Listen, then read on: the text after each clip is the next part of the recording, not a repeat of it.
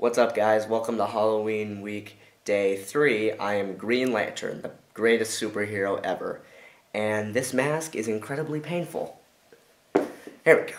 Much better.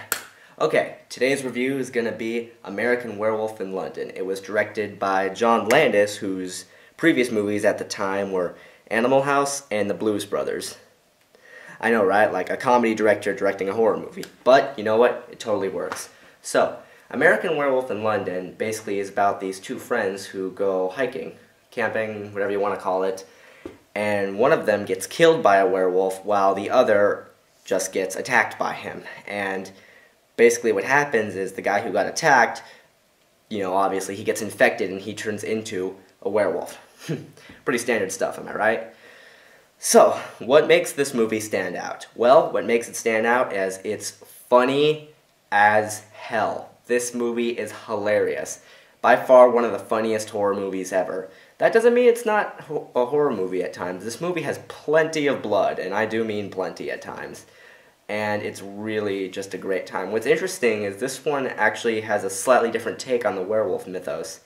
Basically, when he kills people in his werewolf form, their souls don't go to heaven or hell. They basically linger in, I guess you could call it purgatory, or just kind of linger in the living world without being able to pass on. And the only way they could pass on is if the werewolf that killed them is killed himself. Which is a cool thing that comes into play because he basically is seeing, after he goes on like a rampage, wakes up to the next morning, he sees the spirits of the people he's killed, and they're like, "You must kill yourself. We must move on." But it's actually kind of not quite like that. It's funny. It's like, come on, man, kill yourself. We want to go. Like I said, the movie is a must-see for werewolf fans, and it's very funny. Some really good humor in this. The story itself is actually pretty good. But like I said, a lot of it's played for laughs, but at other times it does get very serious, but in a good way. Plenty of gore, but something I must talk about is the transformation scene in this movie. Oh my god.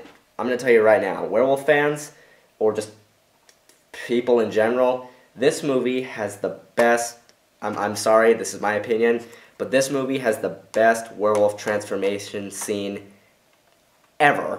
Like, oh my god, the makeup, the lighting, basically it's a slow transformation. You see the hair growing, you see his spine and elongating.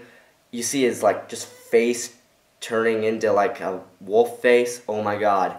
And you could see his arms stretching, his legs curling and turning into hind legs.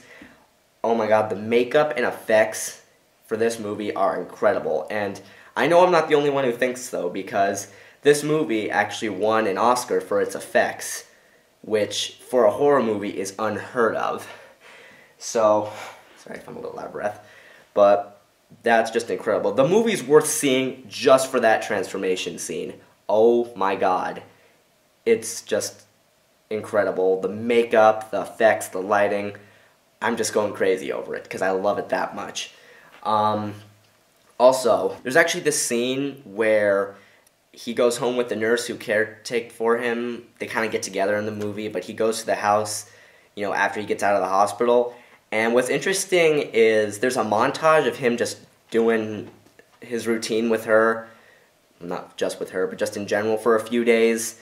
And what's interesting is they'll play the music, Bad Moon Rising, of course. And what's interesting is they'll play other musics, and the reason they play them is because they all have the word moon in them. Am I right? Ironic. But anyway, yeah, I highly recommend the movie. Plenty of gore, plenty of laughs. It's just a great time. Like I said, transformation scene's amazing. I give American Werewolf in London I'd say 3.5 out of 5. Because, it is a horror movie, and the story's good, but not great.